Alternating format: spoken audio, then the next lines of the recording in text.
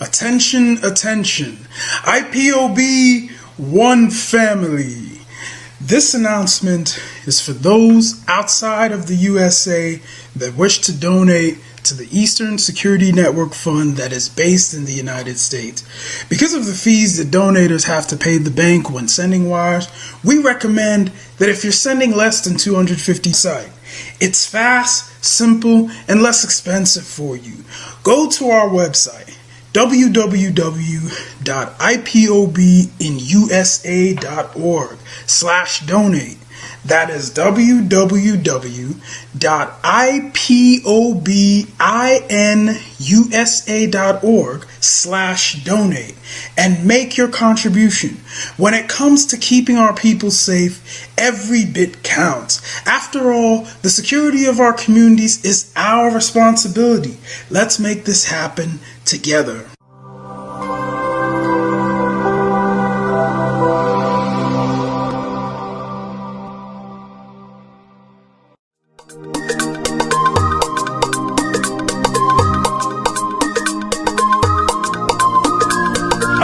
Yeah, Mr. Bella once again. Wisdom, feel it, come on. Yeah. Say Biafra will not last forever. They say IPOB no go stand. What did they know? What do they know? What do they see? What do they see? If you give me a gun, I will shoot them aside. If you give me a gun, I will shoot them aside. If you give me a gun, give me a gun, I will shoot them aside. If you give me a gun, I will shoot them aside. No, no, no. Biafra will live forever. Biafra will live forever. Biafra will live forever. Biafra will live forever. Biafra will live forever. Biafra will live forever. Biafra will live forever. Biafra will live forever.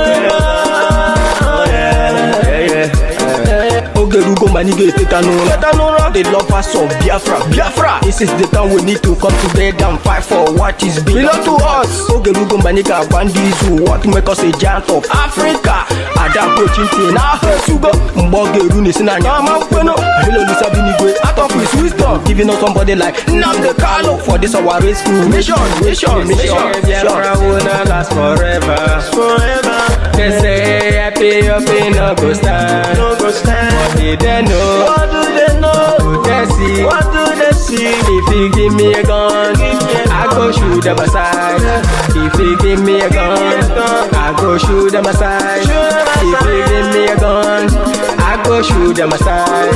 If you give me a gun, I go shoot them aside.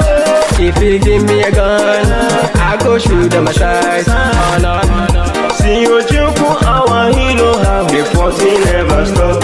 Nnamdi Kanu but no one will stop. They cannot stop. No matter how powerful you are, God is revealing to you that there is a law, the law of seasons. It has nothing to do with you being good. It has nothing to do with you being bad. It is the law of seasons. And that in every man's life, born again or not, this law is not one you can pray out of your life. It is established. There are many things you may be doing wrong, but just because you have not arrived at a season that will show you how wrong you are, you may think you are right for a long time until seasons change. And there are times you can be doing something very right and look like a fool for many years because the season that shows your wisdom has not yet come. Seasons are powerful. No matter how anointed, no church, no politician, no government, no nation has one season forever. In every man's life there will be this season of fatness and there will be this season of lean cows. What do they mean? The 7 years of plenty represents seasons of ease, seasons of abundance, and seasons of opportunities. What opportunity? Opportunity to know God, opportunity to maximize destiny, opportunity to invest in your life. And then the 7 years of famine represent moments of constraint, moments of inconvenience, moments of scarcity. There are people today who retired as directors, CEOs, and yet they may not be able to raise 100,000 with honor, because during their time of glory they did not know that seasons change. There are nations today who did not take advantage of their human capital to invest in the young people during the seasons of power. Most of those young people are now the thieves that cause mayhem in society. The moment you see rainy season comes with a letter from dry season. I am coming. The moment you see dry season comes with a letter from rainy season. I am coming. I give you a few keys. Number one, build capacity, your prayer life, your word life, your time with God. Because you see, there are responsibilities that leadership of all sorts will bring into your life that may not allow you the convenience to do certain things with the liberty you had to do before again. The second thing you do is build quality relationships. Let me ask you an honest question. Is there someone right now, as you're looking at me, is there someone in your life you can honestly call for help, no matter what time of the day or night, and they will get up and respond to you? If you don't have such a person, your life is in danger now. I am telling you, woe betides a man who is alone when these seasons come. The third thing you do with these seasons of opportunity, your 7 years, selflessly invest in blessing and transforming as many lives. Every opportunity God gives you, invest in someone. Visionary leaders do not maintain followers. They turn those leaders, those followers, to leaders. And like Dr. Miles will say of blessed memory, they will now turn the leaders into agents of change. Can I tell you this? Do not allow a generation pass without having your investment represented there. The final thing, study and carefully follow those who have maintained relevance through seasons. Every time results are consistent, it means they happen by laws. Consistent results are proof that you have gained mastery. You may not be able to do anything about yesterday, but you can do something about today. You must master the circle of your season, and then the moment you are in a season of greatness, build capacity, build relationships, raise men. Every evening, the whole world must listen. As long as we preach this very gospel, Chukwokika Piama must be with us. Therefore, without action, we must proceed to offer every prayer to Chukwu Okike Abiyama, who resided in heaven. Therefore, as we always commence, not from today, but from of old. Our Father who art in heaven, that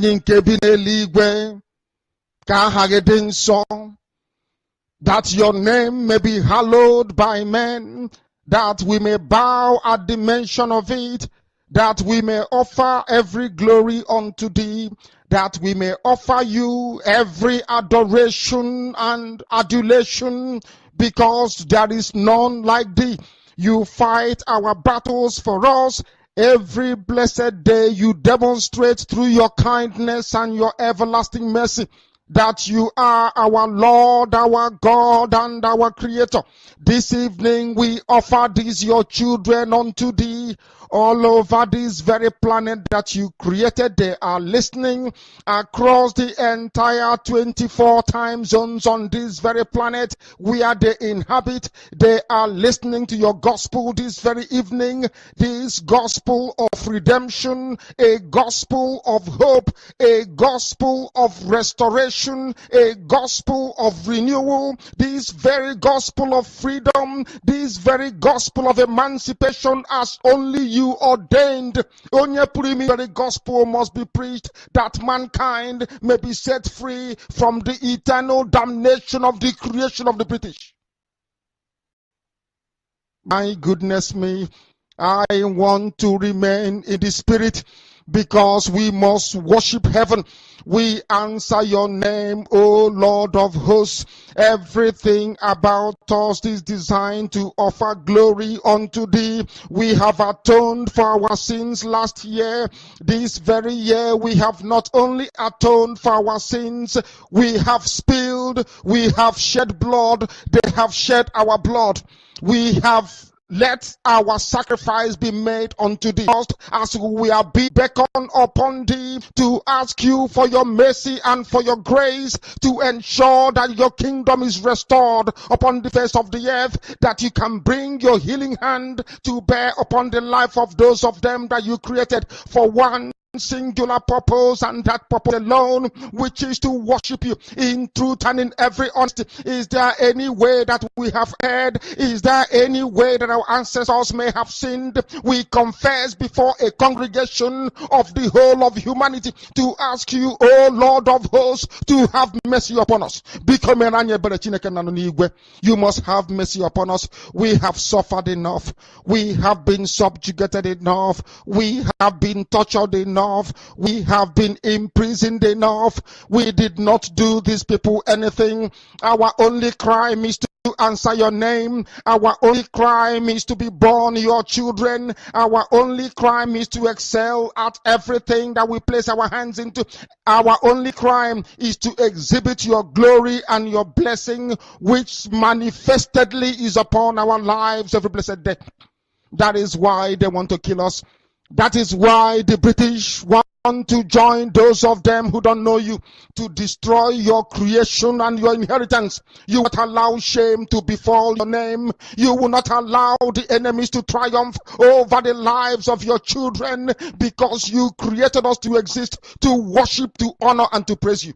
That is exactly what we are going to do when this bear comes. It will come in truth and in every honesty, because we remain every blessed day whiter than white and whiter than snow. Is there any way that we have sinned that you cannot forgive us our trespasses, to enable us to fulfill your own word, which was spoken thousands of years ago, that instead of what you promised not to come to pass, that heaven and earth will cease to exist? You opened your mouth to bless mankind to the coming of Yahweh Yeshua, who came here and said, let your kingdom come on earth as it is in heaven. Those words can never be in vain, because they are anchored upon your holiness and your magnificence. That is why in the end we know that Biafra will come, that these children that we have given birth to all over the world, and their children, and their children, and their children, as long as they give birth to them and they are Biafrans, they will worship you in truth and honesty. Through this very work we are doing, mankind will come to understand you. Let your miracle be wrought in our lives. Let us witness and behold your magnificence, your holiness, your mystery, and your grace under our command. O Lord of hosts, we call upon you. We call upon you to heal. We call upon you to provide succor to those of them who are inconsolable. We ask you to come and strengthen those who are weak. We ask you to restore hope where there is hopelessness.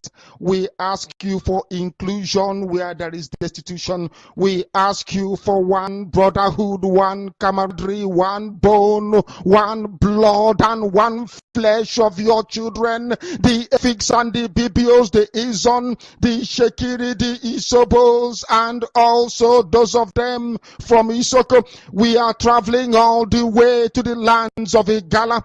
We are moving on from there to Idoma, to Igede, to the territories of the Igbo land. All these places we dedicate unto thee. All these lands of yours, we ask you to cover it with your mercy. Because Biafra will come, and when it does, we will dance on the streets. I'm telling you, by the time that we are done, humanity will think that we are mad, we are drunk in your glory, and rightfully so, because your kingdom will come to rest upon this very earth. That very kingdom is the unadulterated, non-negotiable sovereignty of the Republic of Biafra, that your will may be fulfilled in our time. All this we pray, all these we ask for, in no other name apart from that name that belongs to you. I had in Sosine Bigebi Rone Bigebi. He said,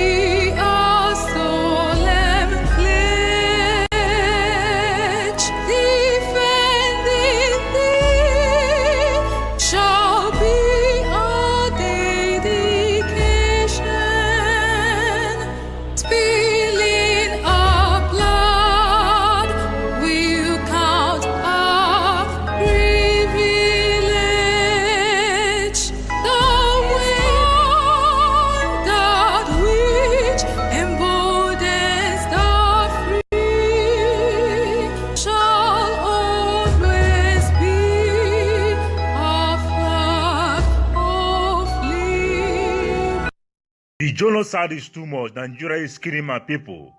Nigeria is killing Biafrans, and the whole world is silent. The whole world is silent, and we cannot keep quiet anymore. 16th, 17th, 18th of May 2022, Biafra land will be under lock and key. The donkey told the tiger, "The grass is blue." The tiger replied, "No, the grass is green." The discussion became heated, and the two decided to submit the issue to arbitration. So they approached the judge lion. As they approached the lion on his throne, the donkey started screaming, "Your Highness, isn't it true that the grass is blue?" The lion replied, "If you believe it's true, then the grass is blue." The donkey rushed forward and continued, "The tiger disagrees with me, contradicts me, annoys me. Please punish him." The king then declared, "The tiger will be punished. 3 days of silence," he declared.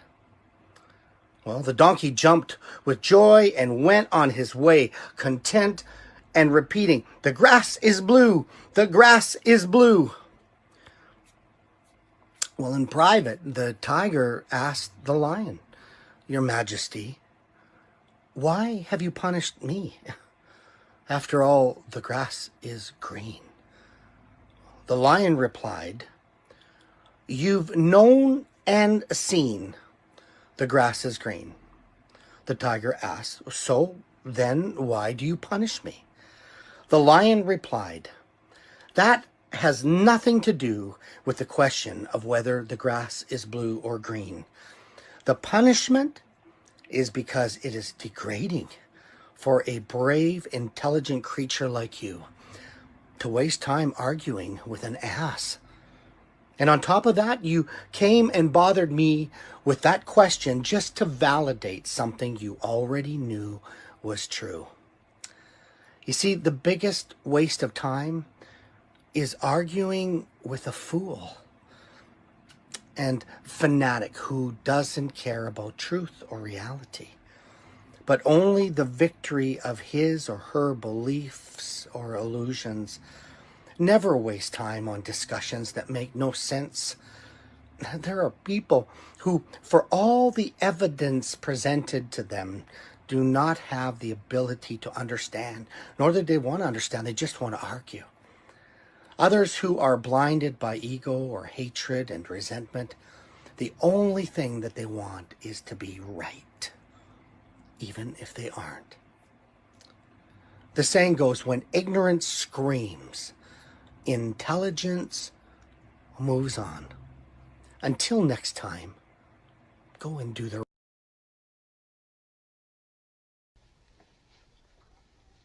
in my bedroom where my wife sleeps,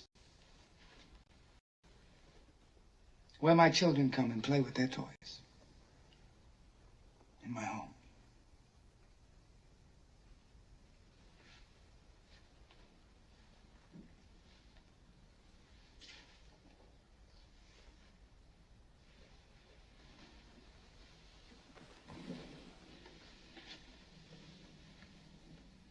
I want you to help me take my revenge.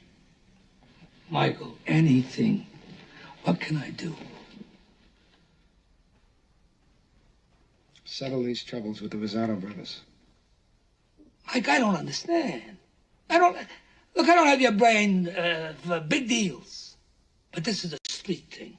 That Hyman Roth in Miami, he's backing up those son of a bitches. I know he is. Then why? Why do you ask me to lay down to him, Mike?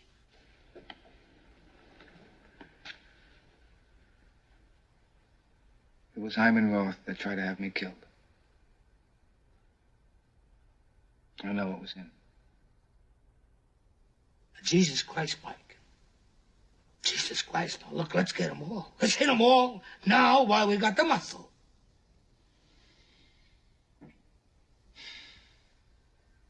This used to be my father's old study. It's changed. I remember there used to be a big desk was here. I remember when I was a kid, Frankie, we had to be very quiet when we played near here.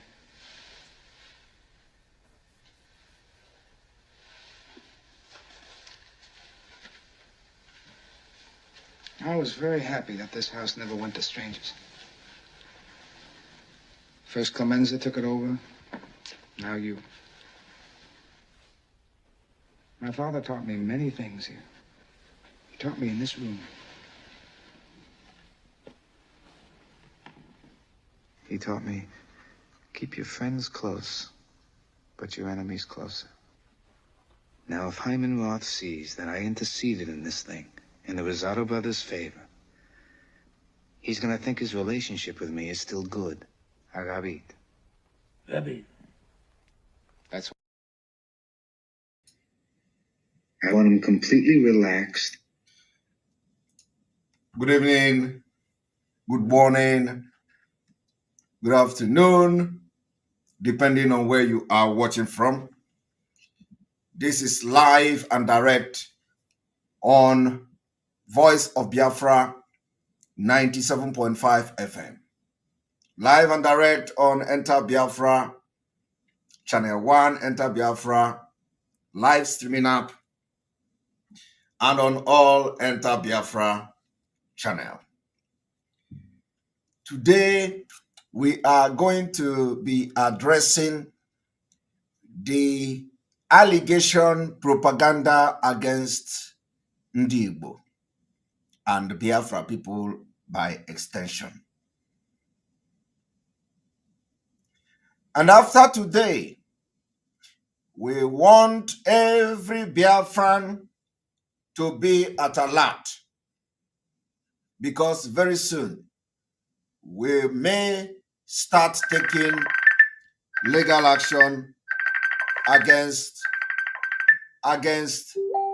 the criminals, against the media, Nigeria media, and those they are stupid and nonsensical reportage. I said we have done our investigation about the video, very gruesome, very disturbing video of how two couples were murdered, dehumanized, and we have come with our analysis. The truth is that as we speak today, there is no verifiable evidences that such crime and barbarism happened in the Southeast. We understand that families of those also claimed that it happened in Imo State, in Olo.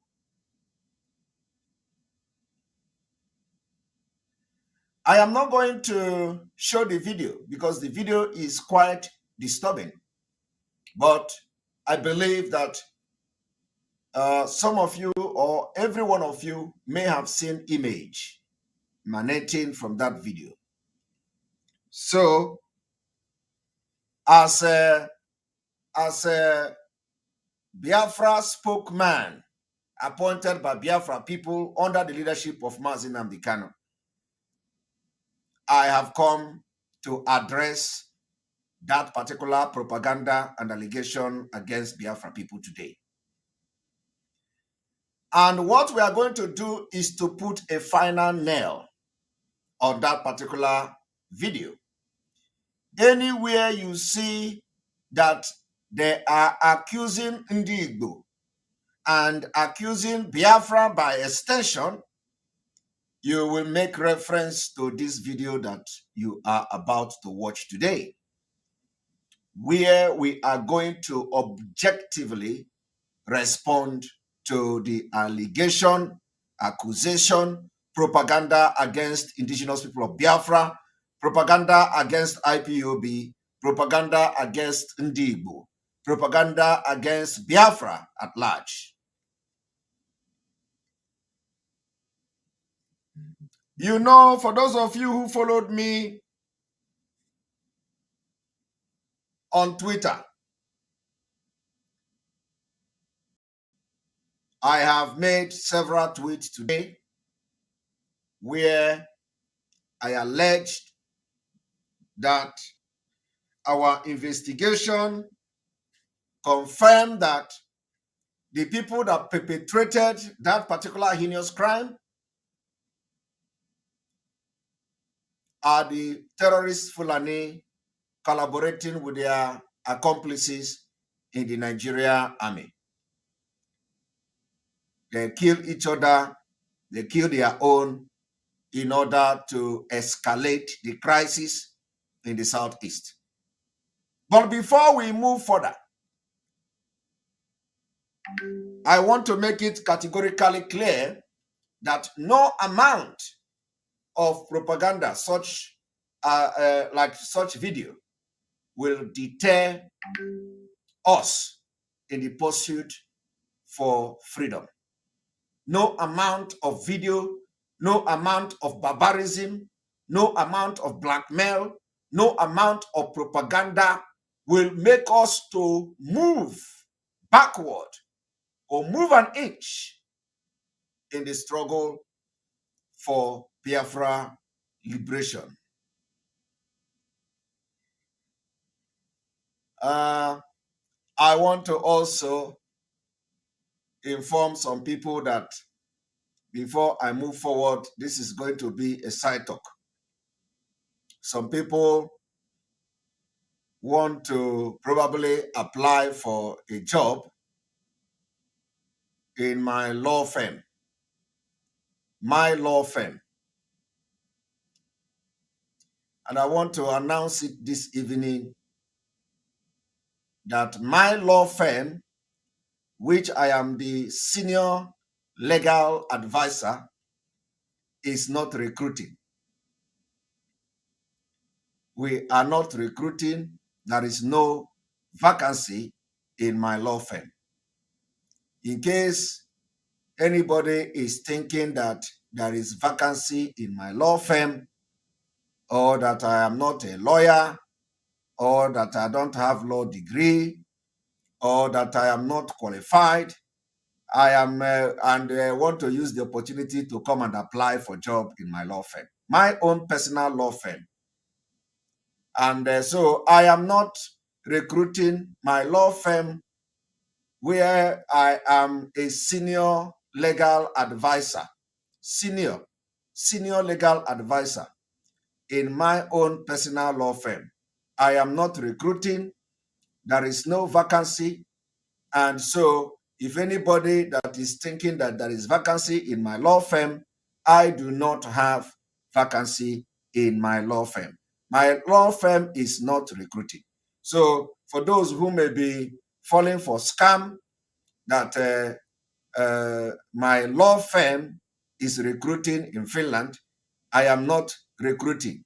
My law firm, I have not given the order for recruitment. We have every staff needed, including partners. Everybody is intact.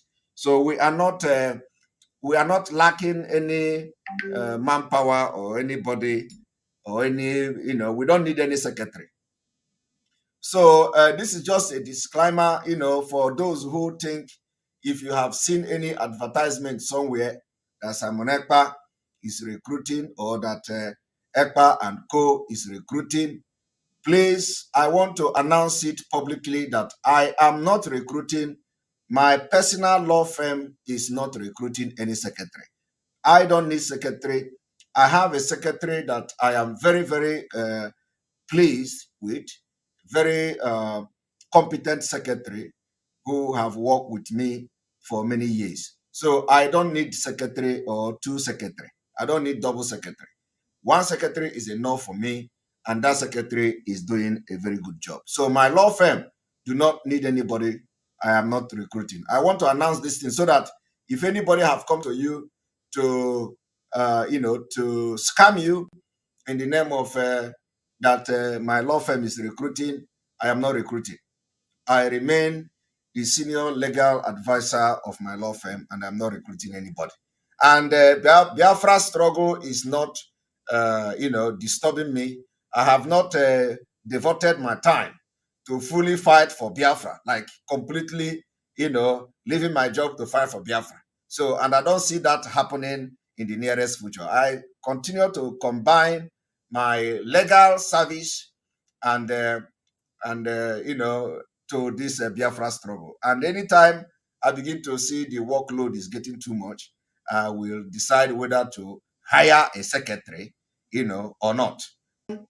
As we are going to be addressing this allegation against Biafra people. And like I said, whatever we are going to do is going to be based on we are going to be very objective in our analysis today. Let me also inform Biafra people that autopilot IPOB, you will enter automatically, you will go out automatically without knowing it. And we are not going to allow any double agent within us. If you're listening to this video I played, that video say, keep your friends closer and close, but also your enemy closer. What happened for the past 10 months has been what I will call keeping your enemy closer. And today, Biafra people, I will tell you that what I know and what you don't know is bigger than you. And I will wait very, very patiently for the right time to come to explain to Biafrans when the time comes, because I will start when they stop. That is when I'm going to address Biafrans whenever they stop. So let us allow whoever that is interested in, exhausting his or her energy. And when they have finished exhausting their energy, we are going to come and we are going to do justice to it. So I want to inform Biafrans that for the past 10 months, I have maintained this particular adage that says, keep your friend close and your enemy closer. And I'm telling you that that particular concept of the adage you just heard from this movie have worked very well. And it is the reason why we are going to know and preserve the legacy of Mazi Nnamdi Kanu. And what I know will shock entire Biafrans. Until then, let us continue from here. All right. I want you to understand that I made allegation. The allegation I made was that Fulanese in Igbo land, born in Igbo soil, were responsible from our investigation because of, if you watch that video, the knife that was used, the vest, the head structure of the person we saw on the video, the way they spoke their Igbo dialect, and we did a very good forensic analysis on that video, which I'm not going to play here because of the, because of how that video is. So, but I believe that all of you watched it. Now, I made a very, I would say, important or powerful allegation. The allegation is that it was done by the Fulanese, by the terrorist Fulanese born in Igbo land. And I also allege that they speak Igbo more than you. So today, I have come, and this is happening, according to the allegation, they say it happened in Imo State. Now, what you should be worried about is how did the military know that IPOB, Biafra people or Igbo, killed this couple? Let us go to the report. Some of the report. We are going to use one particular news media today for this analysis. We are going to use Sahara Reporter. Sahara Reporter said, IPOB responsible for killing, beheading of military couple in Imo State, Nigeria Army. Nigeria, and this is what a Sahara Reporter reported.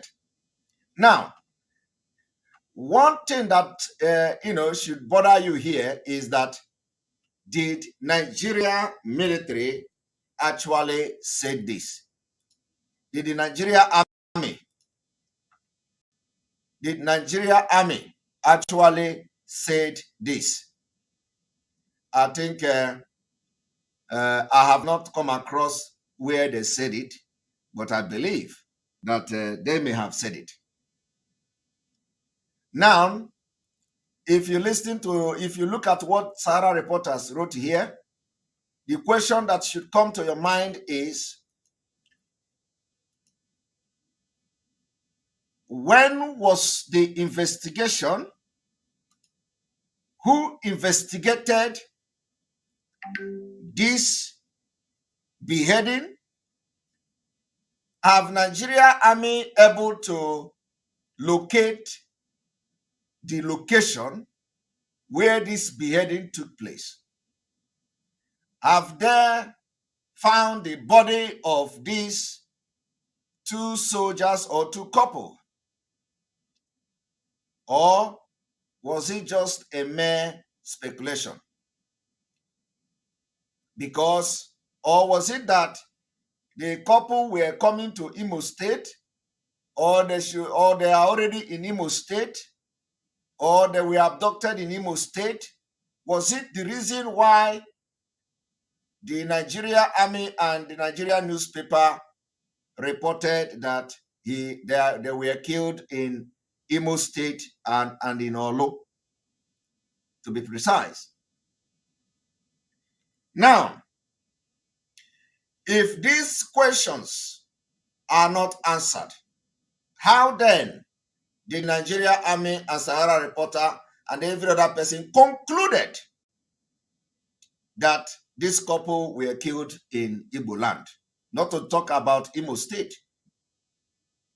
They can be abducted in Imo State if they were in Imo State. They can be abducted in Anambra State if they were in Anambra State. They can be abducted in Enugu State if they were in Enugu State. But does it mean that a state where they were abducted is where they were executed, or the people that abducted them actually are staying in Imo State? The answer is no. From several incidents that have happened, especially kidnapping, abduction, from several incidents we have seen in Nigeria, we see that when people are abducted and killed, their body are found in even a different state, from where they were abducted. We have had story of somebody being abducted in somewhere in Abuja Road, and then they found them. They used leg, to walk and trek up to many tens of kilometers, and they found themselves in Ondo State. So, if, for example, that the people were killed in Ondo State, are you going to say that they were abducted in Benin and they were killed in Benin? No. So this is why it called for a very thorough investigation, especially in an issue like as important as this. Because the beheading of these two couple is very, very important. Like We don't want to see such thing. And when you want to investigate this particular crime, you have to be very sure of what you are saying, instead of coming to blackmail Igbo and gave Igbo bad name. We can no longer accept that. And then, of course, as you are giving Igbo name, because what they are saying is that they are basing their argument because those people are speaking Igbo. They say, and when you look at those one Nigerianists, some of them, when they are speaking Igbo, you see them speaking Igbo. You see, are they speaking Fulani now? Are they speaking Hausa now? You see, these are Igbo people. We have come to tell you today that Fulani terrorists that were born in Igbo, that were born in Igbo land, they speak Igbo more and better than most of you. So from today, that criminals are speaking Igbo while they commit their crime should not be the reason and criteria, and should not be evidence that they are actually Igbo. That is the point I want to prove today.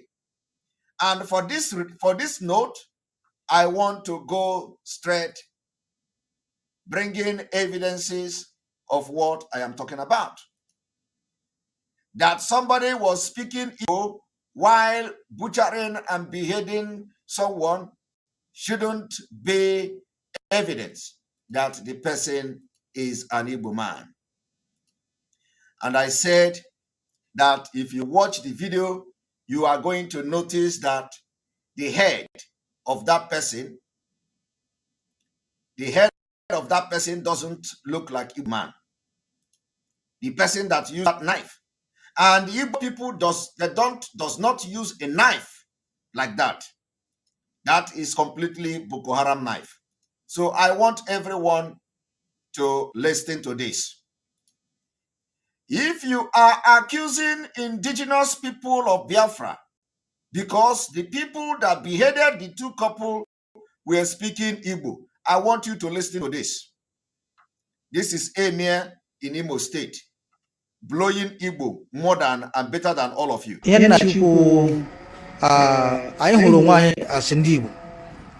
Enweghị anyị nwere ike ikwu gbasara ndị Igbo bụ ihe ọjọọ, ndị Igbo bụ ndị udo, ndị Igbo bụ ndị ịhụnanya, ndị Igbo bụkwanụ ndị ji anabata ndị ọbịa. Ha nabatara anyị kemgbe nna nna anyị bịara n'Owerri. Ha bịara 1897. Ha kwụsịrị na Akabọ bie afọ atọ na Akabọ, bịarute Owerri 1901. Kemgbe 1901 anyị na Amawụsa nga ebiga, and aka na-ebi n'udo. Ndị nna nna anyị ga-ahụ na ha bụ ndị Igbo. Mma m onye Nnazi, mmakwụkwọ m onye Awaka, mmakwụkwọ Mpanwa Ada Ajọkụ Nwanshi eze Akabọ. Andọkwakpa ụmụnne Kemri, ewe ndị ka amụrụ ndị nne ha wụ ndị Nnazi, nwekpa ndị ke nne ha wụ ndị Nekede, wee ndị ke ndị nne ha wụ ndị Ụrata, and so many other places. So ịhụnanya anyị na ndị Igbo awụhụ ihe anyị bidoro taa. Anyị wụ ndị Igbo wuru ndị Hausa, eji akpọ anyị Hausa Igbo. Oro Owerri mere abala no gafere ni. I saw the participate in Owerri because I had recognized anyị as Owerri. So I hụrụ nwa anyị as ndị Owerri ọwụ ndị Hausa.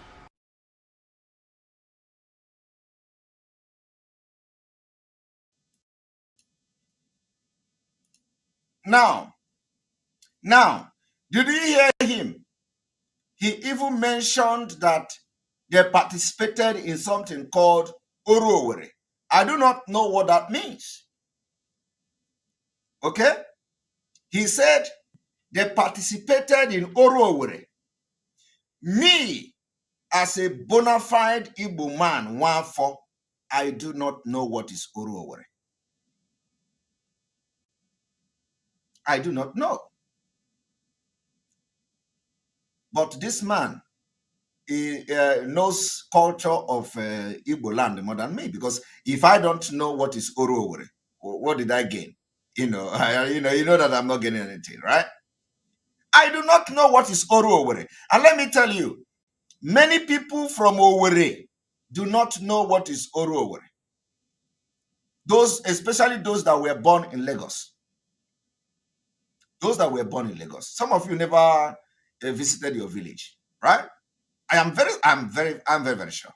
And your parent in Lagos, Nigeria, may not tell you the story of what is called Oro Festival because they don't want you to start, thinking of visiting the village.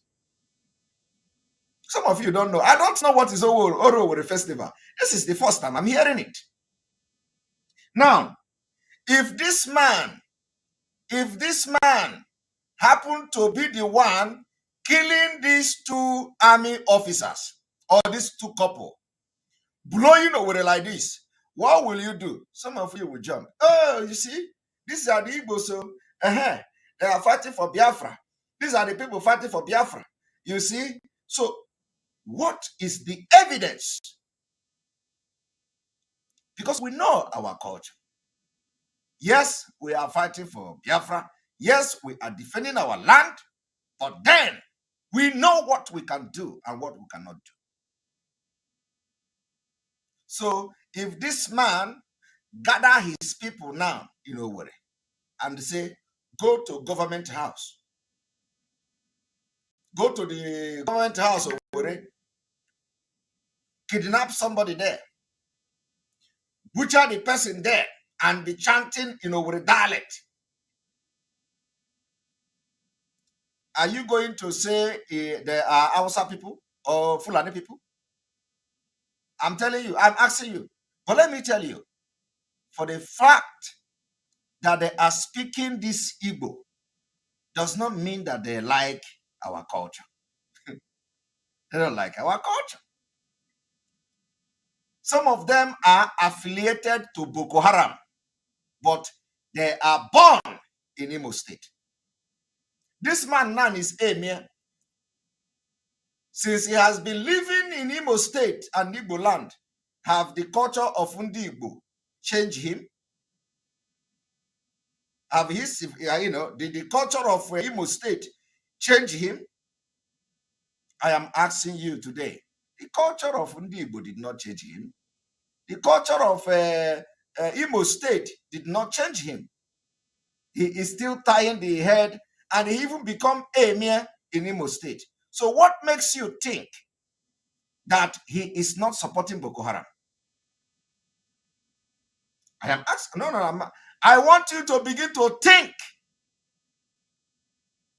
What makes you think that he is not supporting Boko Haram? If he can come and be looking like this in Imo State, telling you that they have accepted them into Oru festival in Imo State.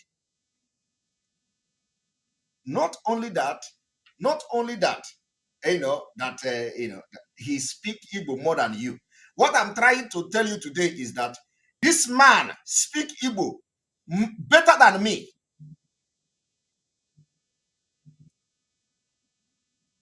So I want to ask the Nigeria army.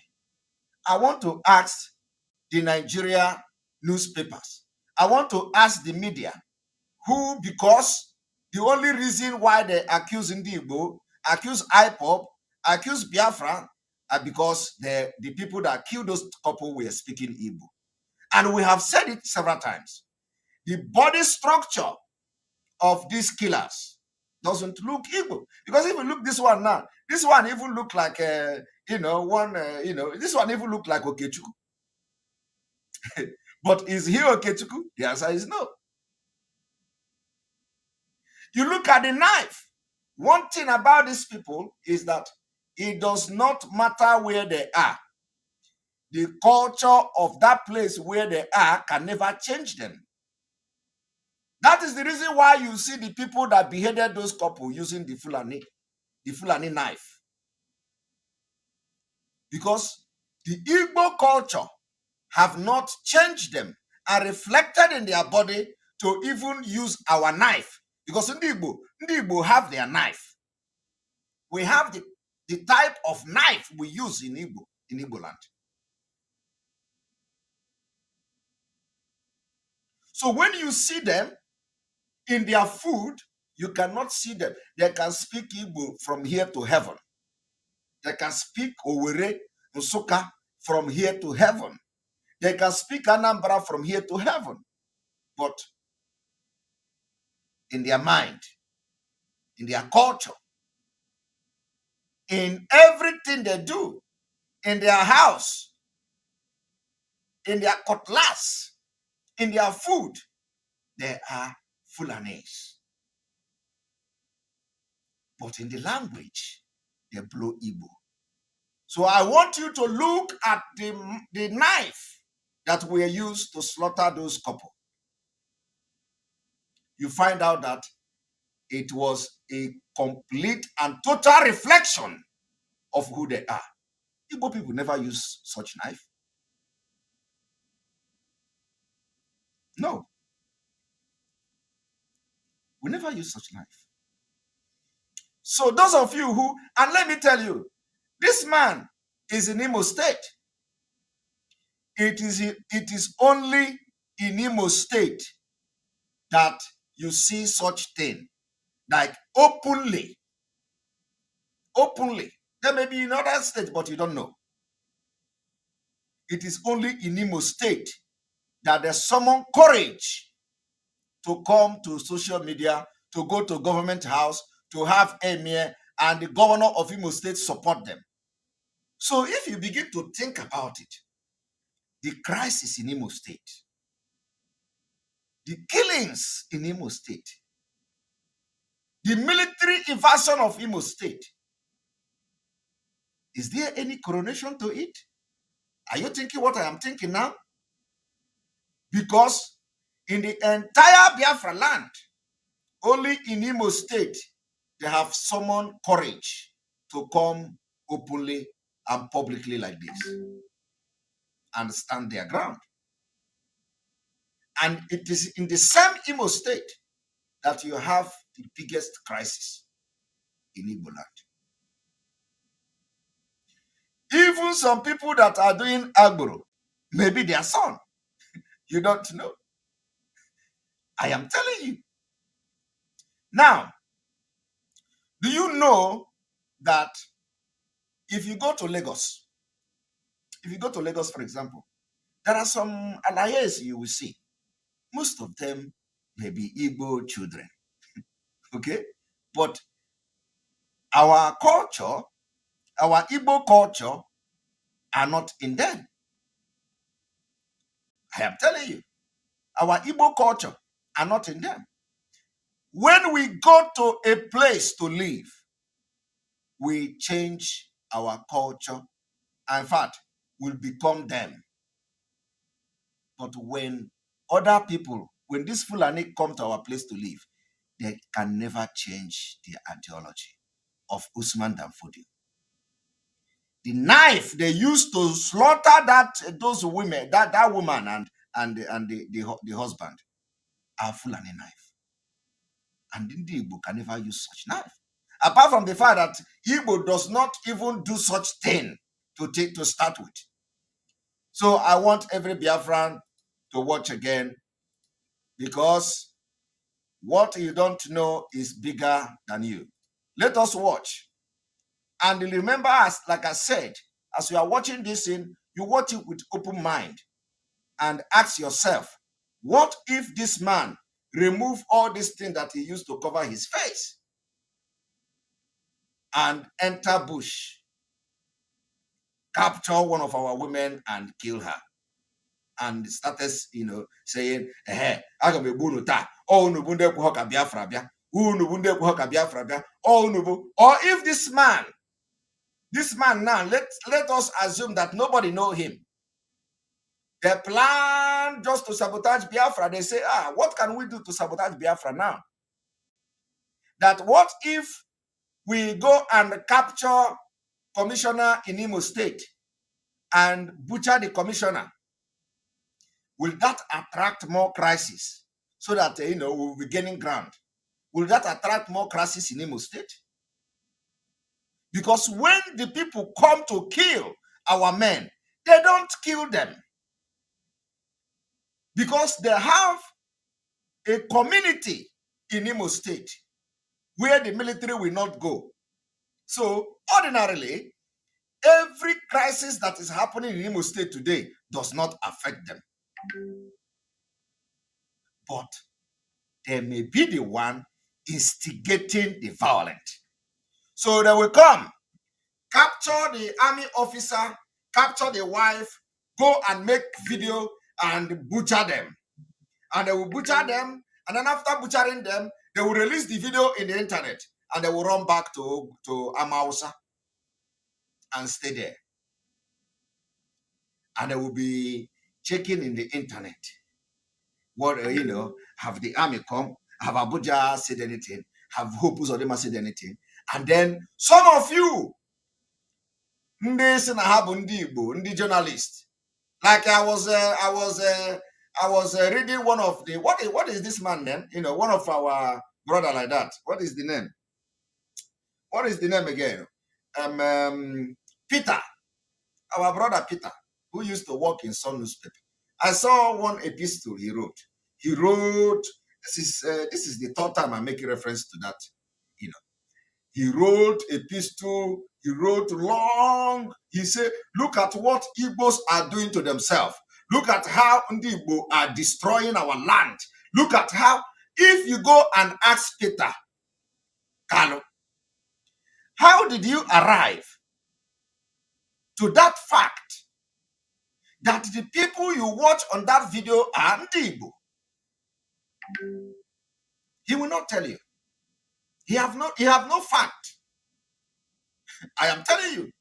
He have no evidence to show that these people he have accused of, look at what Igbo are doing in our land. Look at how they are destroying our land. If they ask you, do you have evidence to show that these people are Igbo? Do you know what he's going to tell you? Are they speaking Hausa? Are they speaking Fulani? Are they not speaking Igbo? That is their evidence. Their evidence is that they are speaking Igbo. Just like some people in the struggle, the double agents in the struggle. They have no evidence about anything. Once breeze fly far, whoa! Breeze is flying. As a double agent, that my job is to destroy Biafra. I need to, use this particular breeze that fly now to see who I am going to put allegation on his or her head to bring the person down, so that Biafra struggle will be going down, because that is what they have paid me to come and do. So when the breeze fly, this double agent will pick the breeze and say, oh, somebody is responsible for this breeze. I know who the breeze is coming from. He is the person. Simon Ekpa is the one that is making this breeze. And then they will begin to slander Simon Ekpa's name. That breeze that made the cloth to fall down is coming from Simon Ekpa. I saw him there. And it was when I saw him that the breeze blew, and then the cloth fell down and entered Potopoto. So it must be Simon Ekpa. Ask them, what is the proof that this breeze is actually coming from Simon Ekpa? They tell you, because they saw Simon Ekpa somewhere, and because of where they saw Simon Ekpa, the breeze must come from there. And when they start shouting, you would think that they have gone to one place, where you will, be seeing the person like video. That it was Simon Ekpa. I saw him. No, they will not even tell you it's a breeze. They will tell you that Simon Ekpa was there. I saw him. And then, if care is not taken, they will sell that story to some gullible people, and they will begin to fly it. They will say, do you know that plot that fell yesterday? That fall down inside Potopoto? It was Simon Ekpa. Are you serious? Hi, that boy, that's all. It's Simon Ekpa. You will not even care to ask more questions. Who told you it's Simon Ekpa? How did the person know it's Simon Ekpa? No. You just begin to talk to Simon Ekpa. You will now carry the thing and tell another person. But you know what the person is doing? The person may be double agent to destroy Biafra struggle. We have seen some of them who came out to shout, hey, where Mazi Nnamdi Kanu was captured, there is a tree. There is a tree there where he was taken. There was a tree. And you will not ask, how did you see this tree? How did you see this tree? Nobody is asking. You see, the day we are going to be analyzing this thing is coming. And Biafrans will be shocked. They will tell you, oh, this one, I saw the person. The person, he was in the video. He was in the video. I saw him. They were having meeting with Omahi. They have meeting with this one. They have meeting with that one. It was there. The camera was on. That camera was off. And nobody is asking the question. How did you know which camera was off, which camera was on? But let me answer that question for some of you. It means that the person who is telling you this detail was actually the person that is having the meeting. But we are going to get there very soon. So what did I say? I was making reference to this our brother who works in a Sun newspaper.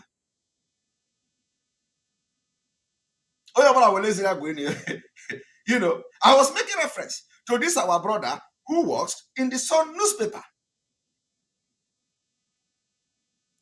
Because if you touch them, if you ask them, how did you know that these particular people that killed and beheaded this couple are Biafrans? They will tell you. Are they speaking Hausa? That is the evidence they have. So there is no thorough investigation to know whether these people were actually Biafrans. Or there are these people here. Do you understand my point?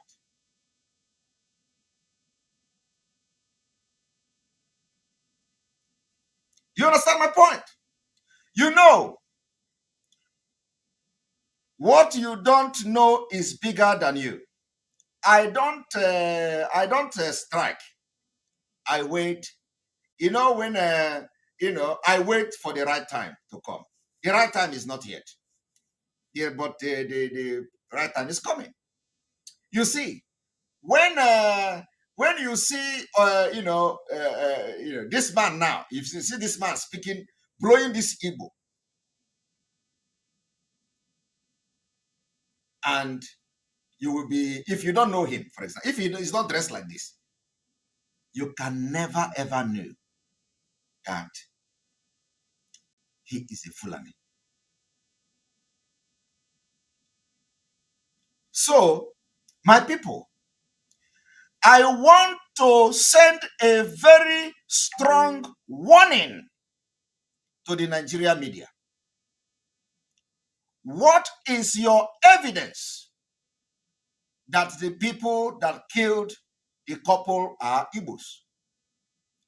Who carried out that investigation? I want to also send a very serious warning to the Nigeria army. You are libeling Igbo and Biafra and IPOB. How did you carry out your investigation to know that the people that you saw on the video are Igbos?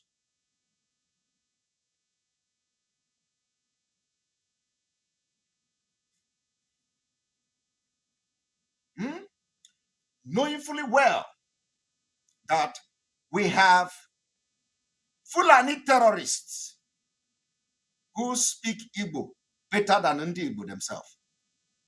And one of them is example what you are seeing in the screen. Very soon you are going to see it. And let me also ask a question. If the Nigeria army can have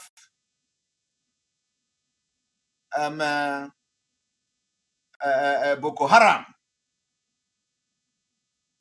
among them, what do you think would happen in a community that you have Fulani, spread everywhere? If in the army, people that swore oath to protect the territorial integrity, people that swear oath to fight for one Nigeria, if a military man in camouflage uniform can be working for Boko Haram and become Boko Haram and they plan the killings of a fellow soldiers, what makes you think that those killing people in Igbo land are actually in the Igbo? I want you to see things from the perspective, very objective reasoning.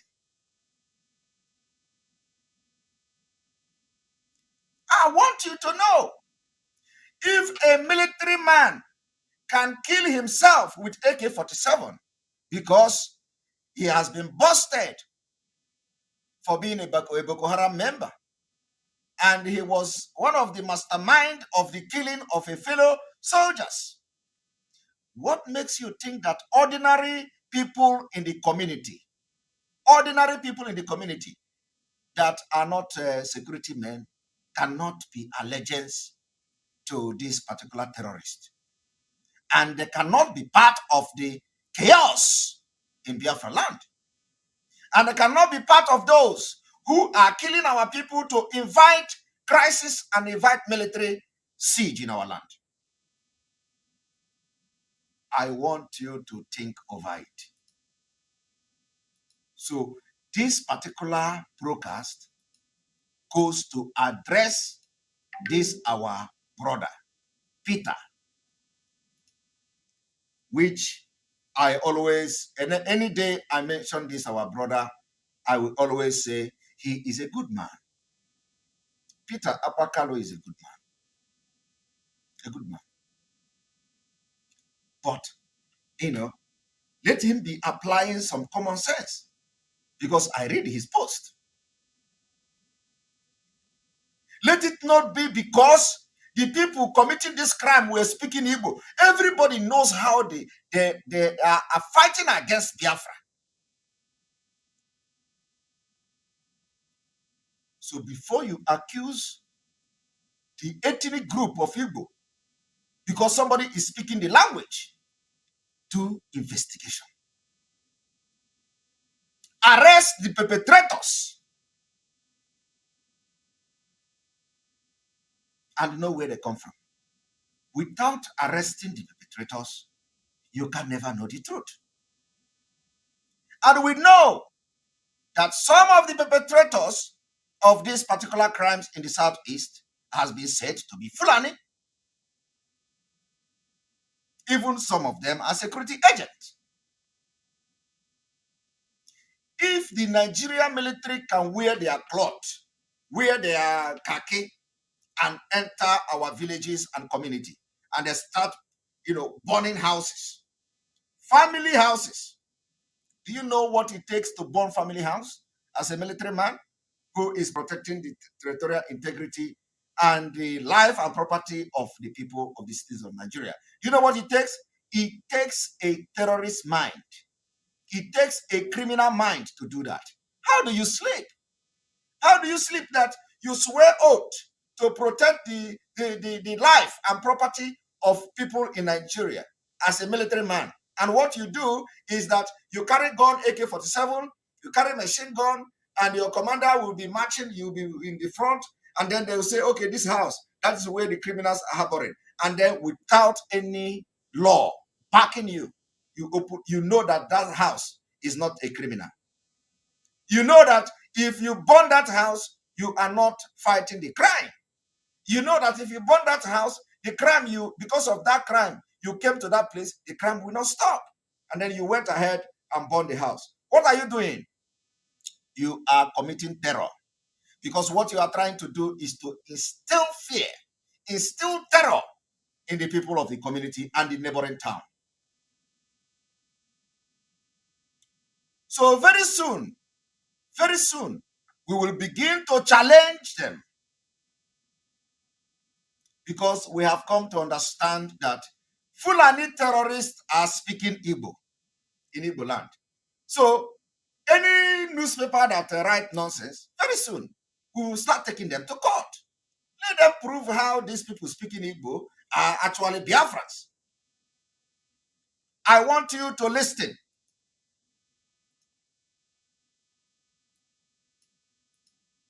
ihe nnachi ikwu hụrụ onwe anyị asị ndị Igbo enweghị anyị nwere ike ikwu gbasara ndị Igbo bụ ihe ọjọọ. Ndị Igbo bụ ndị udo, ndị Igbo bụ ndị ịhụnanya, ndị Igbo bụkwanụ ndị ji anabata ndị ọbịa. Ha nabatara anyị kemgbe nna nna anyị bịara ala Owerri. Ha bịara 1897. Ha kwụsịrị na Akabọ bie afọ atọ na Akabọ, bịarute Owerri 1901. Kemgbe 1901 anyị na Amawụsa nga ebiga, and anyị ka na-ebi n'udo. Ndị nna nna anyị ga-ahụ na ha wụ ndị Igbo. Mma m onye Nnazi, mmakwụkwọ m onye Awaka, mmakwụkwọ Mpangwa Ada Ajọkụ Nwanshi eze Akabọ, andọkwakpa ụmụnne Kemri awụ ndị ka amụrụ ndị nne ha wụ ndị Nnazi, nwekpa ndị ke nne ha wụ ndị Nekede, ndị ke ndị nne ha wụ ndị Ụrata, and so many other places. So ịhụnanya anyị na ndị Igbo awụhụ ihe anyị bidoro taa. Anyị wụ ndị Igbo wụrụ ndị Hausa, eji akpọ anyị Hausa Igbo.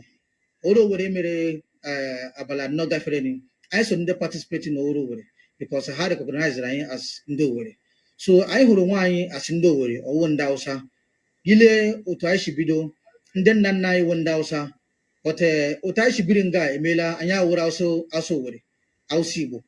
So anyị na-achọ ị na-agwa ụmụnna anyị nụ n'ezi ka ha ghọta otu anyị si biri n'ala Imo steeti. Ndị Igbo ụmụnne anyị, anyị gwakwana ụmụnne ha. Ndị Igbo ahụhụ ndị nsogbu, ndị Igbo ahụkwana ndị na-achọ okwu. But kama nga ọbụla ị hụrụ ọha na eze, ị ga-ahụkwa ndị ọma, hụkwa ndị ọjọọ. So ndị ọjọọ ahụ anyị agaghị achụ ha, anyị ga na-ekpe ekpere ka Chineke na mee ka ha wụrụ ndị ọma. Did you hear that? Ndị ọjọọ ahụ anyị agaghị achụ ha. He acknowledged that wherever you have a multitude of people, there are going to be good people, there are going to be bad people. The question now is, let us even assume that he is one of the good people. Okay? But he have acknowledged and agreed that there are bad people. Now, there are, when you have people that are going to be bad people. So what if the bad people among them are the ones that have sworn oath of allegiance with Boko Haram to bring crisis to Allah Igbo and cause mayhem? And then what if the bad ones among them are the one that beheaded the couple and were blowing Igbo? What are you going to say? You see, this is one of the reasons why in criminal cases, you don't just come and especially when it has to do with loss of life. You don't just come and because you are in a lawless country called Nigeria, and because they are desperate to fight the restoration of Biafra. You don't just come out. Somebody was in a video saying,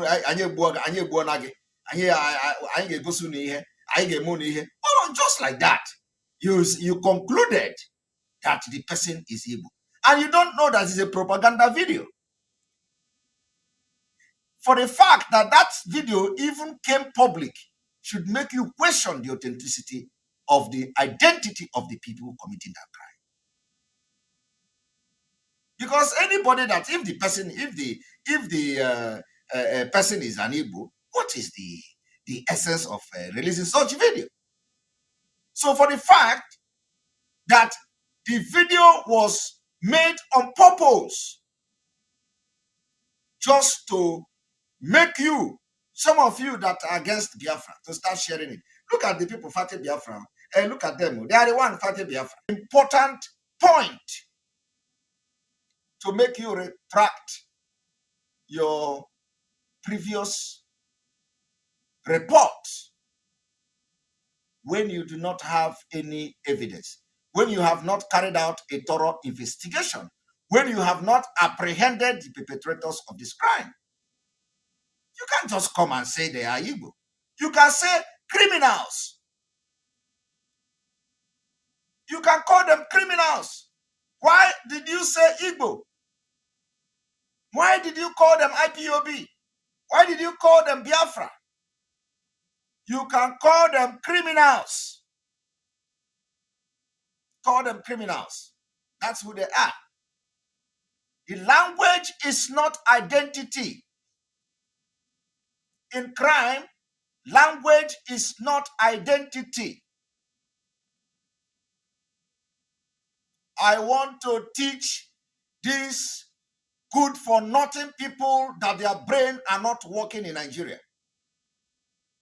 Who told you that language is identity, is a means of identification?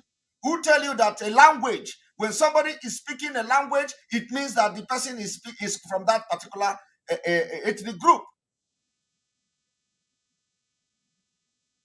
So anybody that speaks Igbo is an Igbo man.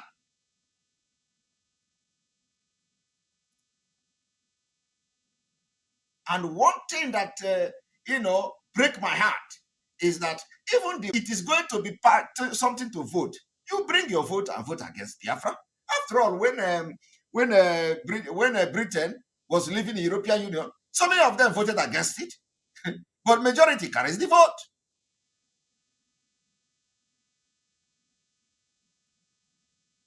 So you can also begin to think that these killings, this crisis, this war in Imo State, unending war in Imo State, don't you think that these people's hand is in it? Because they know that Imo State is the heart of Igbo land.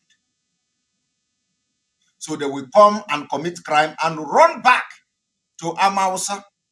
And then when the military come, where do they go? They don't go to Amausa. They don't go to Amausa. They will begin to look for our Eastern Security Network in the bushes. But the people that commit the crime are not in the bushes. The people that commit the crime are in the city in Amausa, enjoying, waiting to hear news how the military have, engaged the Eastern Security Network. All of you are watching this thing happening. So today, we have come to set the record straight. Irrespective of how bad this barbarism may look, irrespective of how we are condemning this particular barbarism, we condemn the killing of the two couple. But that you hear somebody speaking Igbo is not evidence. It's not enough. It's not guaranteed. It's not enough. It is not a means of identification. Language is a language. Like I have been able to prove to you here. This man, you hear him telling you story. You have listened to him speak Igbo, speak Owere better than many of you. Does that make him an Igbo man? No matter how deep he speaks this Igbo, he can never be an Igbo man. So if he was the one beheading these people, are you going to say he's an Igbo man? No!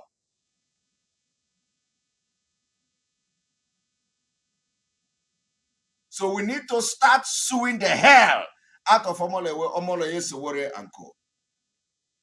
Because you don't do that.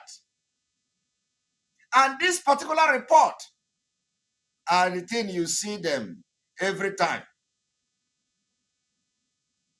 We need to start suing the hell out of them. You can't just come and start reporting like that, blackmailing the entire ethnic group as people beheading human beings because somebody speaks their language while committing the crime. So Igbo is not a means of identification.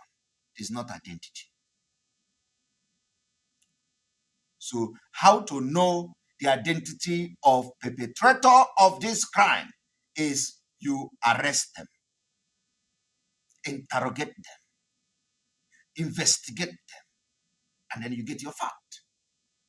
To know whether there are Hausa people, to know whether there are Yoruba people, to know whether there are Igbo people, to know whether there are Fulani people, to know whether there are any other ethnic group involved. So you can't just conclude. So I want us to listen again.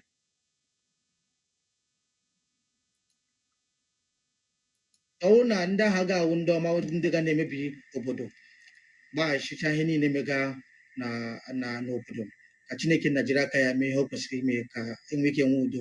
Ihe a na-arịọ Chineke na udo. Enwe udo, anyị ga-enwe ịhụnanya. Enwe udo, anyị ga-azụfụ ụmụ anyị. Enwe udo, anyị ga-afụ gaa mee biznes anyị. But ma udo anọghị, onye ọla anọ n'ụyọ, and anọkwa n'ụyọ elekwana ihe ọ ga-adọfụala anyị ọwụ agụrụ, and agụrụ mmekpa anyị ahụ ya wụrụ ihe ọrịa. So n'ihi gba ahụ, ndị ọkụ mara wụrụ ndị aga na-echichi obodo, bụkwana ihe dịka CP Imo steeti, wụrụ gọvanọ of Imo steeti, wụrụkwa DSS, wụrụkwanụ ndị amị, ndị ahụ ndị na-echichi obodo, ọkwa ndị bịa zọfụ anyị na nsogbu anyị bara. Ndị a na-arịkwa Chineke nna si nke mere eme gaa Chineke wedapara ọzọ. You see, and he was actually addressing crimes committed by his own people, who probably in the process of committing this crime were speaking Igbo language. Now, I want to also bring another video, another video of him.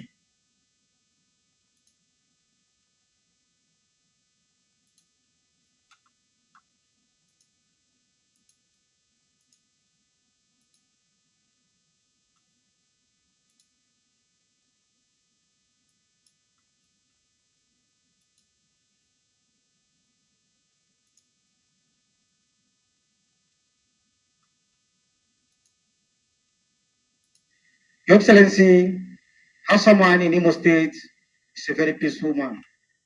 Every northern here came for a purpose of trading, and you can see that they were highly represented here by their various chairmen and secretaries.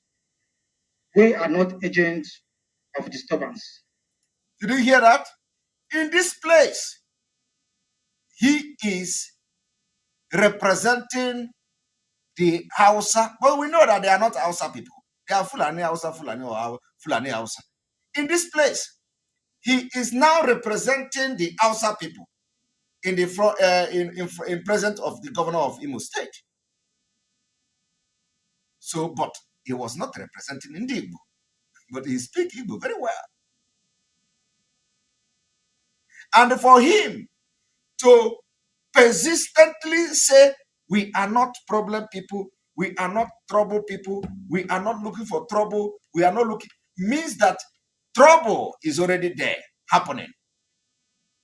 So they are just coming for damage control.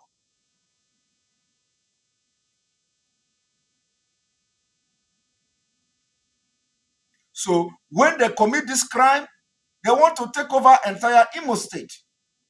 Thank you very much. Somebody made a comment. They want to take over entire Imo State. How do they talk? How will they take entire Imo State?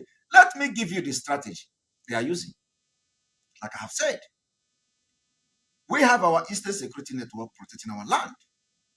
When Fulani were killing our people, the military were never there to protect our people. Fulani was on rampage.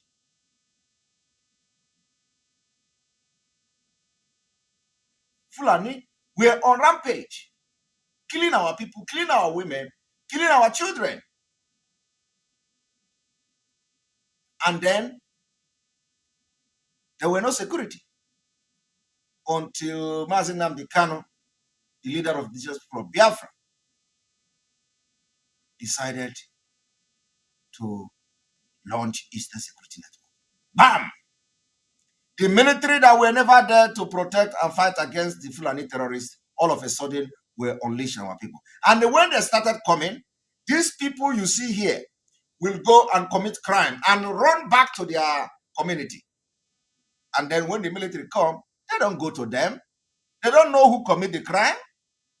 They already have this premeditated hate and the plan to run over Biafra land. They will go after ESN.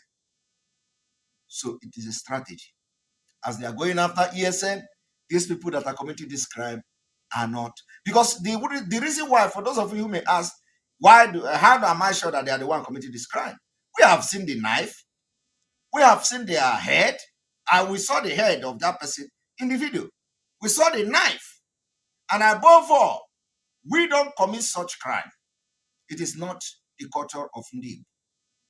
So, but for the fact that that knife, that Fulani knife, were used, you know, no average Igbo. And if you think that I cannot accuse them of the crimes in Imo State, then do not profile this particular crime to Igbo just because they were speaking Igbo language. It is not enough reason to profile them as the people committing the crime. Now, let us listen to him. And we can never cause any harm or problem in this state, more especially in this your reign.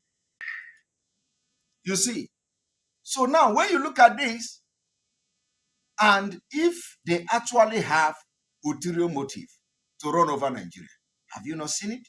You think they will just come and keep quiet? Oh, you say, let us not kill. Let me show you again another video.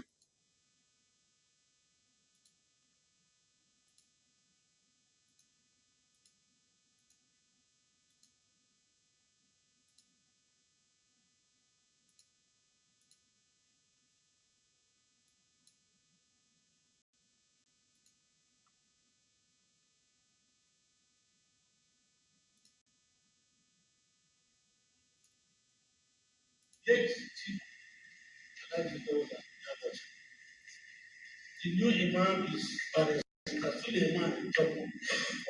The new Imam is Barrister Suleiman Njoku in Imo State. The new Imam is Barrister Suleiman Njoku of UDC. I thought of something else. I want to present the new Imam.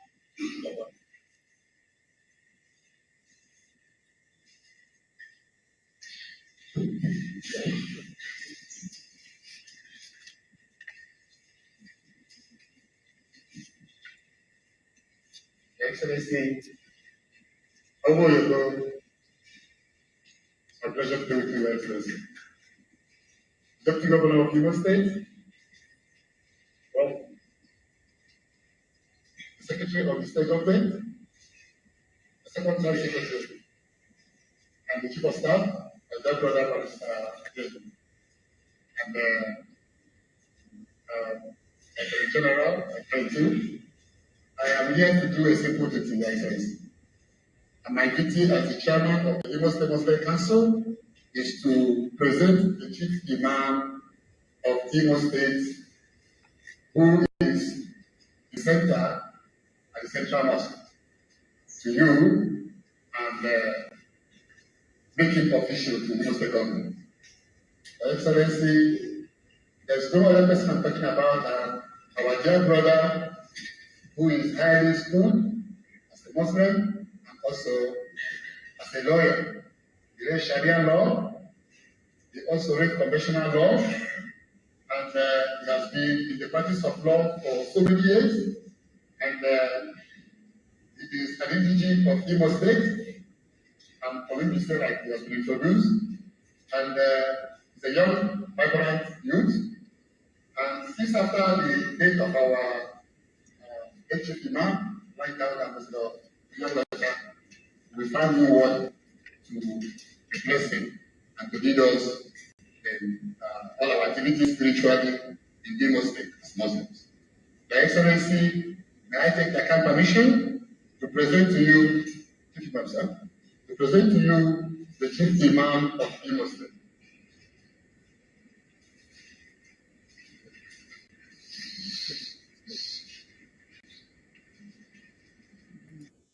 I don't know whether any Chief Imam of Imo State, I do not know whether is there any other part of, Biafra land that accolade, this kind of accolade, the governor actually gave us this kind of accolade to Chief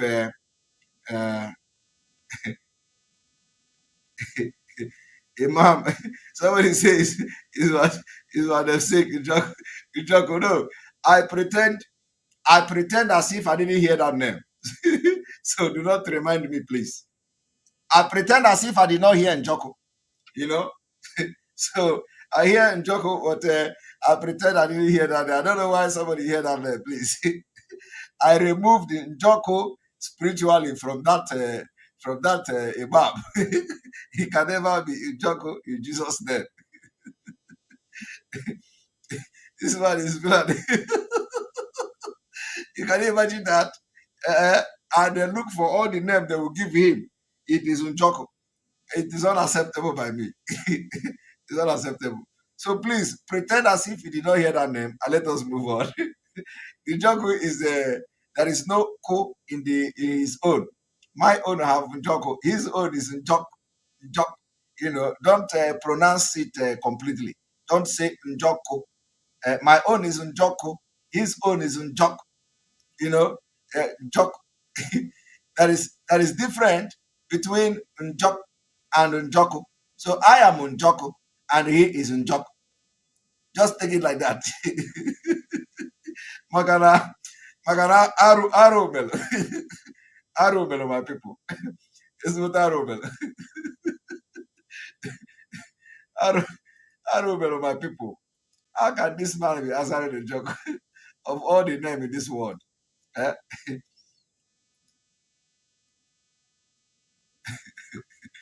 I beg you. May not try me. I can't take it. I can't take it, man. I can't take it, man. So we are going to now. The issue of the reportage is that we may, start considering suing these reporters who will always go and be reporting ethnic profiling us, profiling in the Igbo, just because somebody was speaking Igbo language. It is unacceptable. So they must allow investigation to take place. The issue must be investigated. They must give us evidences of that Igbos are committing the crime. And if such evidence does not exist, then they just announce that, oh, criminals in Imo State killed somebody. Criminals in Abia State killed somebody. Criminals in that place killed somebody. For the fact that we have Fulani terrorists speaking Igbo in Igbo land, going forward, we do not want to see any crime being, ascribed to the IPOB. So whenever something happens, they say IPOB. Whereas there are, people that are capable of committing such crime in our midst. And we have said we do not know who the criminals are. And if you say that it is Biafrans, now allow us to take charge of our security in our land. Don't hunt us. Don't kill us. Allow our Eastern Security Network to come out so that you will see. We give the criminals 3 weeks. This is not, I am telling you the fact. 3 weeks.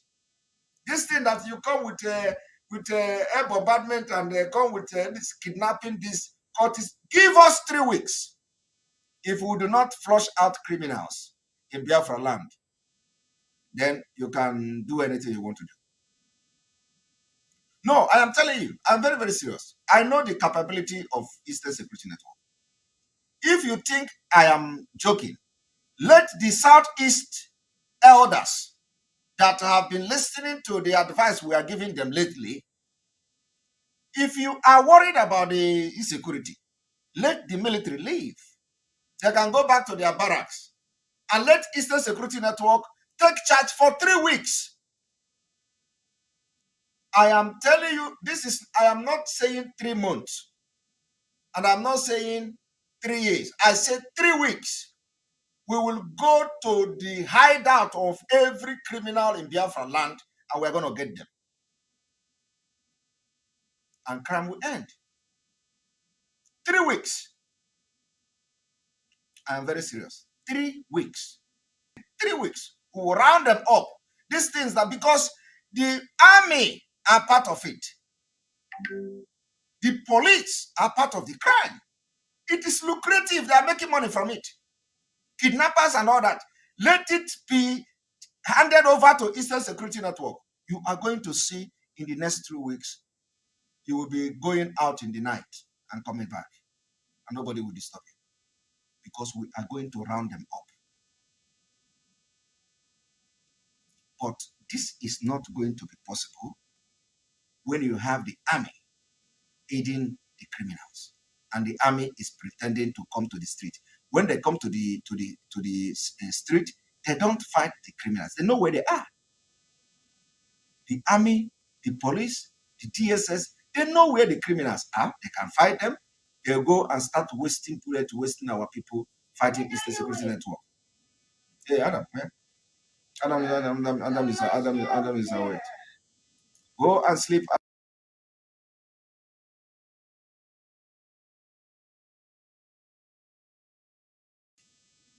We are going to go on commercial. Let me put president. Let me attend to president, and I'm going to be back in few minutes time. So see you guys in few minutes time. No matter how powerful you are, God is revealing to you that there is a law, the law of seasons. It has nothing to do with you being good. It has nothing to do with you being bad. It is the law of seasons, and that in every man's life, born again or not, this law is not one you can pray out of your life. It is established. There are many things you may be doing wrong, but just because you have not arrived at a season that will show you how wrong you are, you may think you are right for a long time until seasons change. And there are times you can be doing something very right and look like a fool for many years, because the season that shows your wisdom has not yet come. Seasons are powerful. No matter how anointed, no church, no politician, no government, no nation has one season forever. In every man's life, there will be this season of fatness, and there will be this season of lean cows. What do they mean? The 7 years of plenty represents seasons of ease, seasons of abundance, and seasons of opportunities. What opportunity? Opportunity to know God, opportunity to maximize destiny, opportunity to invest in your life. And then the 7 years of famine represent moments of constraint, moments of inconvenience, moments of scarcity. There are people today who retired as directors. All right, welcome back. Sorry about that interruption from Mr. President. The president come to interrupt me, and you know they are very, very important. So whenever they come to interrupt, we need to attend to them. All right, I'm going to refresh so that we have a better connection.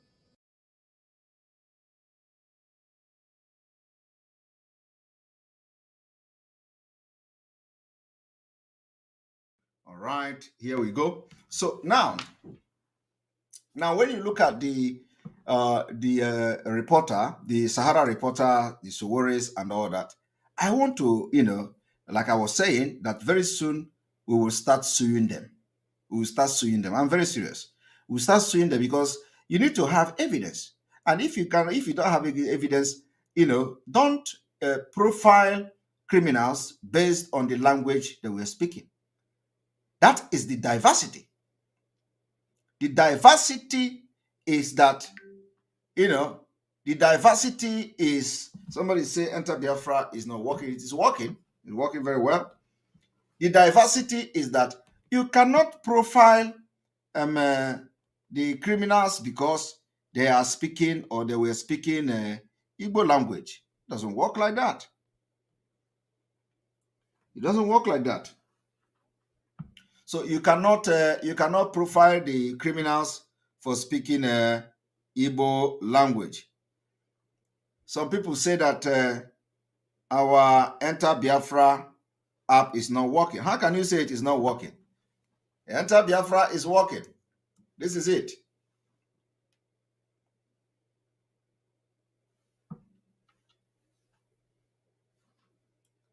How can you say it is not working?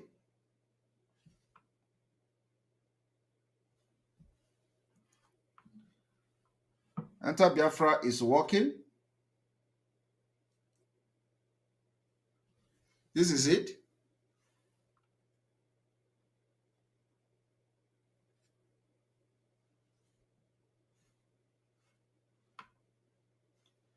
So we need to refresh again. One moment.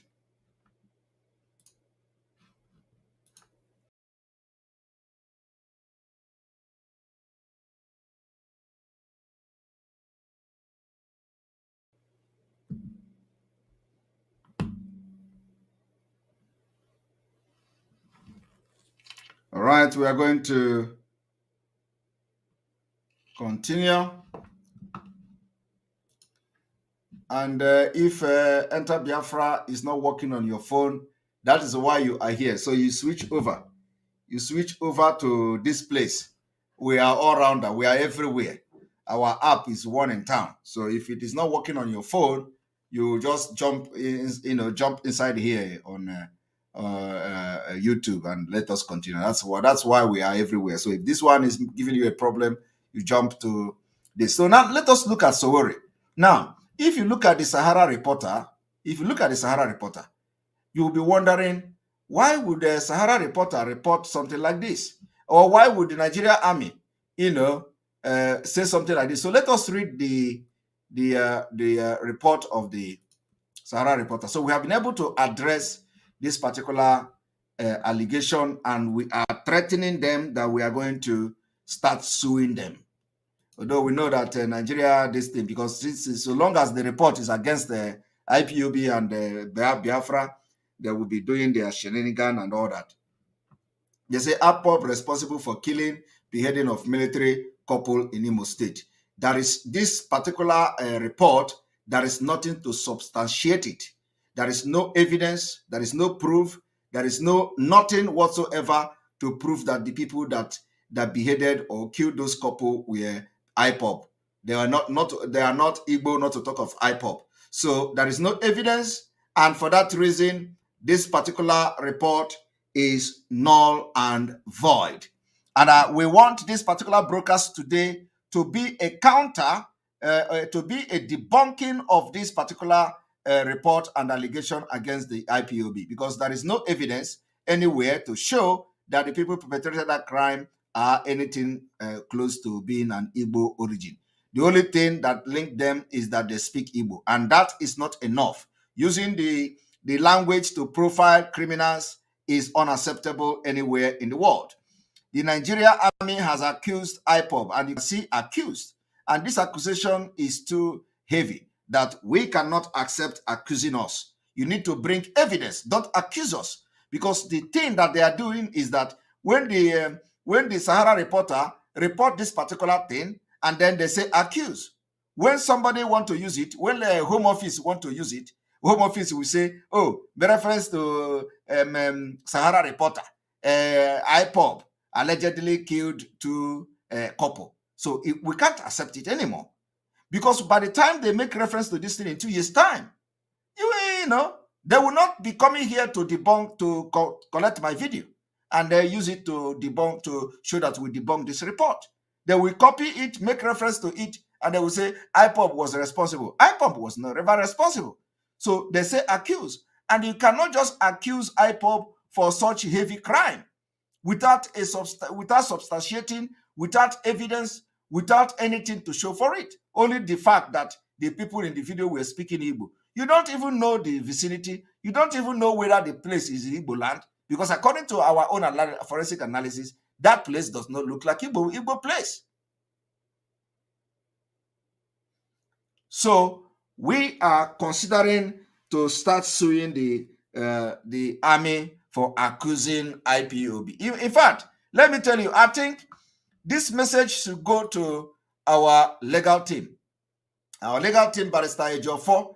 Barrister Ejiofor should start looking at, suing the Nigerian army.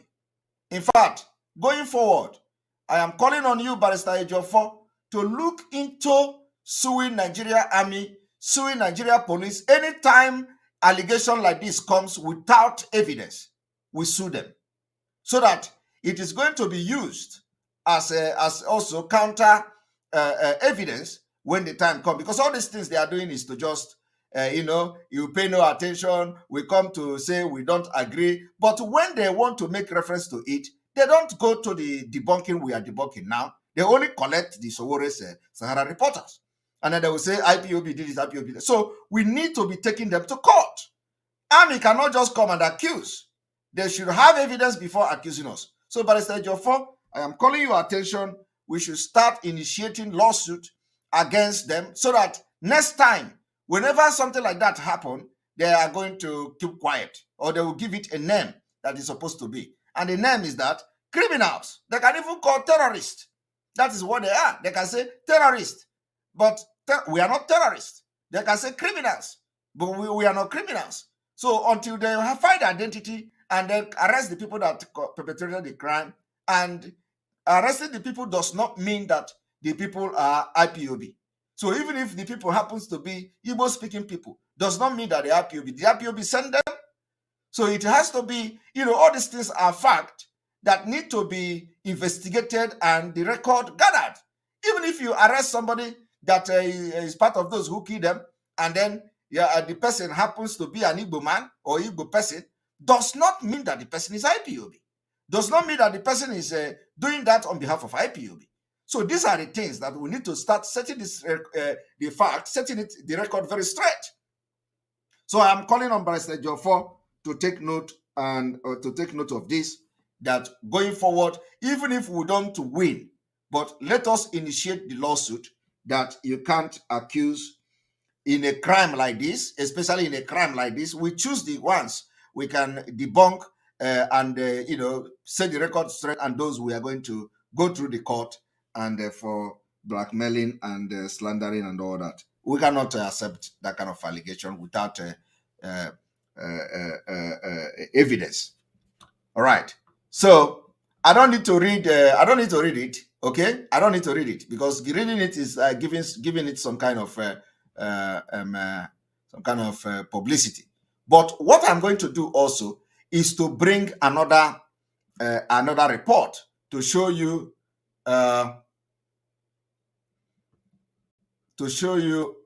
how these things, how confused these people are. Now, if you look at this, the same Sahara reporter, it says Mazi Nnamdi Kanu's disciple Ekpa react to UK government recognition of IPOB as terrorist group. Now, this is coming from Sahara reporter. If you look at the report now, you ask Sahara reporter, where did you get the news that UK recognize IPOB as a terrorist group? They will not tell you, because that is not such like that. But look at them. When I was reacting to this particular report, setting the record straight, even before the United Kingdom issued their statement, while I was having my broadcast in the midnight, they even reported it, and the Sahara reporters say that I react to UK government recognition of IPOB as a terrorist. Now let us read it. They say the UK Visa and Immigration Office, in its May 2022 policy update, had recognized IPOB as a terrorist organization and a group that uses violence to achieve its aim. Where did Sahara reporter get this particular report? This is what I'm telling you. I want to ask, where did the Sahara reporter get the information that the UK have recognized IPOB as terrorists? It does not exist.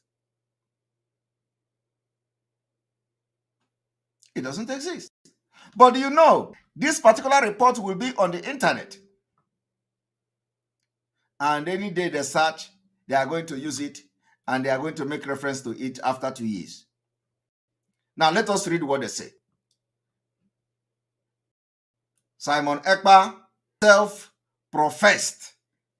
Can you imagine? Self-professed disciple of Nnamdi Kanu, the detained leader of the outlawed indigenous people of Biafra.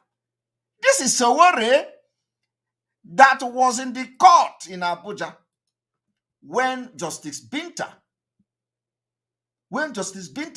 made it very clear that IPOB is not a proscribed group until Nigeria court decide otherwise. But here, on the 6th of May, Sowore's Sahara reporter is still using proscribed indigenous people of Biafra. You get the point now? And then some of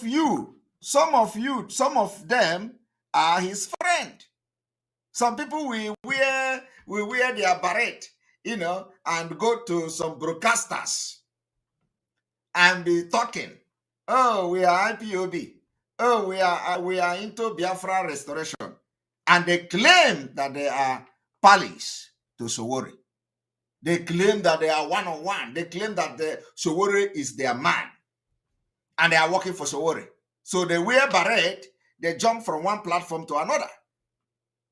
Nigeria in the morning, Biafra in the night. Anytime they get an opportunity, they betray Biafra. And they can never advise or caution Sowore to stop writing this rubbish.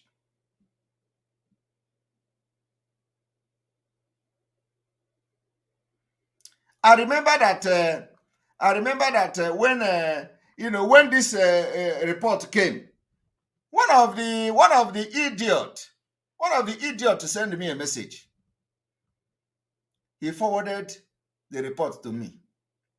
One of the idiots is following Sowore. I don't even know whether I blocked the hell. I'm going to check whether I don't block the idiot. One of the idiots forwarded the report to me. You are happy now. You are happy now. And then the people that they call themselves sewage rat, they started sharing it on social media. They say, Simon Ekpa is happy now. Simon Ekpa is happy now. Sharing. They say, oh, now they have called the IPOB terrorists. Now Simon Ekpa is happy. They will share just because I said I stand on where Mazi Nnamdi Kanu stand. That we cannot, because somebody is going to call you terrorist. Are you a terrorist? And then you stop fighting for your freedom. Because you are afraid of being called a terrorist. For that reason, you should stop fighting for your freedom. Because I said this. And I said, and if you are afraid to be called a terrorist, step aside. Does that mean that you are accepting to be called a terrorist? No. Does that mean that your actions and activities in quest to get your freedom make you a terrorist? The answer is no. Because the point is that the government is going to do everything to tag you a bad name, to call you all manner of them. But does that mean that you are such thing the government is calling you? The answer is no. So I am not afraid for somebody to call me terrorist. The question is, calling me a terrorist is one thing. Proving that I'm a terrorist is another thing. So I don't bother for somebody to call me. If you call me a terrorist, are you going to prove that I'm a terrorist? So fighting for freedom have become a terrorist? No. Or fighting for freedom have become terrorism? No. Agitating for self-determination have become terrorism? No. So you can call me terrorist for all I care, but does that make me terrorist? No. That was the reason why I was, but the illiteracy is too much. The illiteracy is smelling. So they caught my video. They say, oh, this is the man who say, if you are afraid of being called a terrorist, step aside. Now he is running away. Now he is debunking. Why shouldn't I debunk? If somebody that I say that if you like, call me a terrorist, you come tomorrow and call me a terrorist, you think I will accept it? I will not accept it. I will address you immediately. I will address you. That is why you have to be educated. It is not some. Say you are a terrorist and a terrorist this and a terrorist that. What does that mean that you call me a terrorist? Does that make me a terrorist? So what I'm trying to say is that when the UK wrote, when that note came out, all of them started, hey, Simon Ekpa, you have succeeded. I do not know. What is my business with what Home Office reported? As a matter of fact, the references that they made in those reports came from 2019, 2017, 2016, 2018, 2019, 2020. That was the references that the UK Home Office made. It was not because of what happened in 2022. But what do they know? Illiterate. You know, and that was the reason why I decided to show them a little bit of Simon Ekpa. I did not eat my school fees. I was one of the best.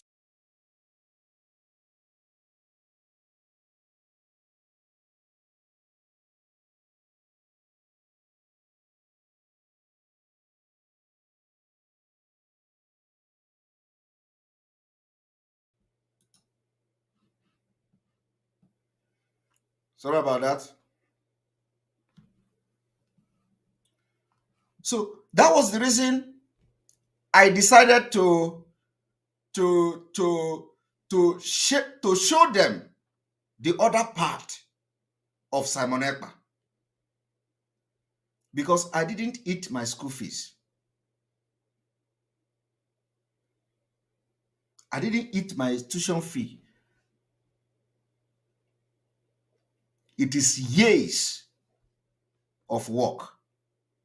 I decided to give you a little bit of Simon Ekpa. For those who say Simon Ekpa is missing tenses, Simon Ekpa is doing this one, doing that, I just look at you people and laugh. I went to training how to communicate. I know what to do. I know how to communicate to you, anybody you are, and the people I'm talking to now are Biafra people. The people that cannot even understand it. This Irat that cannot even understand anything. So you want me to come here and start watching how I make my sentence so that I will not miss my tenses, so that I will say oh, so that I will not say she, he, so that I will not say child, the children, so that I will be watching how I don't care, because I know my capability. I know when to be me. I know when not to be me. I know when to do whatever I want to do. So everything have its season. But you people don't pay attention. That is why that this particular jingle I'm playing